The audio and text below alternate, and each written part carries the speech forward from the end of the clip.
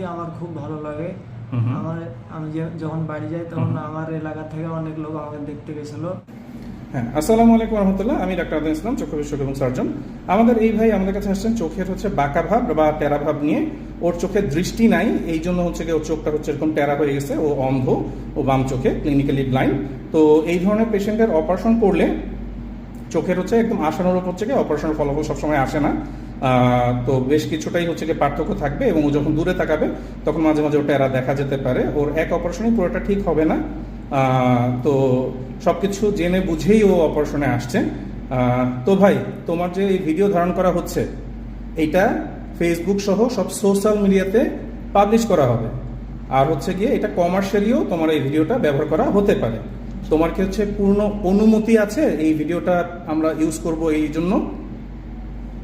জি, আমার এই ভিডিওটা সোশ্যাল মিডিয়ায় ছাড়া হোক। আসসালামু আলাইকুম রহমতুল্লাহ। আমি ডাক্তার আদিল ইসলাম, চক্ষু বিশেষজ্ঞ এবং সার্জন।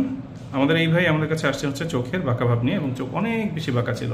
তো এখন আলহামদুলিল্লাহ এক অপারেশনে একদম পুরোটা ঠিক হয়ে গেছে না ভাই? জি। তো এই অপারেশনের পরে তোমার অনুভূতি কি বলো দেখি, আমরা শুনবো। আমার অনুভূতি আমার খুব ভালো লাগে।